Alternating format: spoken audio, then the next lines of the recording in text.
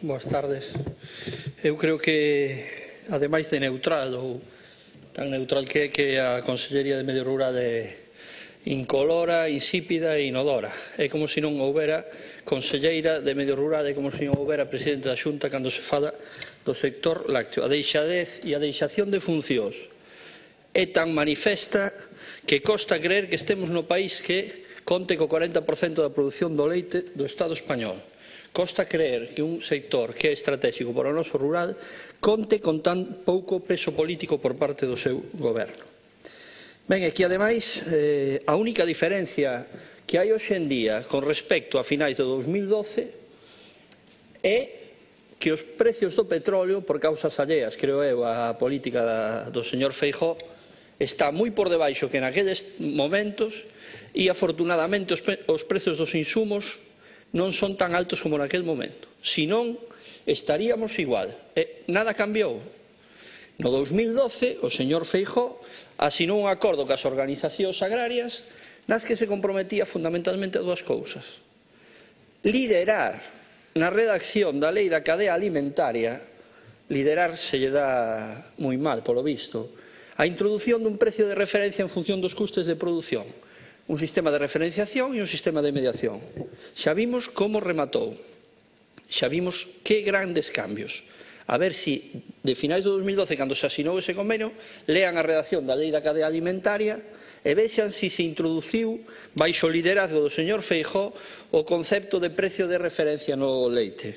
Pois non, mentiu sabendo que o facía, pero mentiu para desmobilizar naquele momento as mobilizacións do sector. Tamén se comprometeu a mellorar a política na mobilidade de terras, promesa de fai moitos anos do Partido Popular, que despois de casi 30 anos no goberno xa vemos como son os datos. Por tanto, a Xunta de Galicia é incolora, insípida e inodora. A 24 de marzo de 2015, a distribución sigue a utilizar o leite e outros alimentos como produto reclamo. Os baixos precios deses produtos reclamo acaban repercutíndose nos gandeiros. Nada conseguiu cambiar esta situación, nin o paquete lácteo nin a lei de cadea alimentaria. A pesar deso, a Xunta de Galicia non recoñece nin o máis mínimo erro e a señora conselleira se pasea por diferentes foros dicindo que el final do sistema de cotas é unha gran oportunidade para os gandeiros galegos. Non explica por qué. O importante é repetilo moitas veces, non dá ningún argumento para por qué e tampouco dá ningún argumento do que fixo a Xunta de Galicia para que iso fose unha oportunidade, porque a pesar de que nós estamos en contra do sistema que vostedes defenden, nós falamos de ditadura de mercado, vostedes falan de liberdade de mercado, nós falamos de ditadura de mercado porque eso significa, o que vostedes chaman liberdade de mercado, significa que o gandeiro non teña nin a máis mínima liberdade para negociar un precio ou as condicións de venta. E esa é a realidade da ditadura de mercado.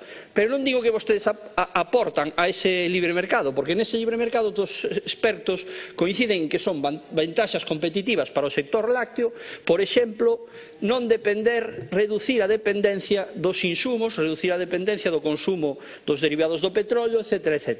Que fixeron vostedes neste aspecto? Pois temos os custes de produción máis altos de Europa, nun país que ten unhas condicións edafoclimáticas idóneas para producir en base á terra e non producir en base á dependencia de piensos e alimentos que veñen do outro lado do Atlántico. O sea, nesto que vostedes, dependía de vostedes, suspenso. Outra das vantaxes competitivas é a existencia neste país dun complexo industrial comercial de transformación para acadar produtos de valor engadido. Para competir a nivel mundial é fundamental. Mentras só teñamos leite líquido, é dicir, como sempre, a nosa economía baseada en produtos de baixo valor engadido, pois o único que podemos competir é como compiten os países do terceiro mundo, rebaixando as condicións de vida da xente, explotando aínda máis os gandeiros, porque evidentemente durante estes 30 anos vostedes non foron capaces de desenvolver unha política industrial no sector lácteo, rematado xa no exemplo de alimentos lácteos. O fiasco de alimentos, claro que sí, o fiasco de alimentos lácteos. Xa se ve con que frivolidade e con que mentalidade clientelar e amiguista Vostedes xestionaron un dos desafíos máis importantes do sector lácteo deste país. Utilizaron diñeiro público para gastalo cos seus amigos, poñendo a dous responsables políticos do Partido Popular ao frente, aínda que non tuvesen demostrado na súa vida capacidade de xestión para desenvolver o que debería de ser, según palabras do señor Juárez, o gran grupo lácteo galego. Pois xa se ve en que quedou o gran grupo lácteo galego. Por lo tanto, os gandeiros sí que fixeron os deberes. Calquer gandeiro ou gandeira galega ten, a nivel de profesionalidade, de técnicas de produción, etc., ten cumplido de sobra os deberes. Aquí o que fallou foi a política do seu goberno. Nos desafíos, nos problemas estruturais, vostedes fracasaron. E, como tamén non tuveron ningunha posición diante das negociacións da política agraria común, non tuveron ningunha posición na reforma do paquete lácteo que nos saibamos, se fixo a reforma do paquete lácteo e se pon a figura do mediador, pero é optativa, cando as dúas partes queiran. Eso é como a decir que non serve para nada. Nada máis e moitas gracias. Apoiaremos, como non, a moción do Partido Socialista. Gracias, señor Sánchez.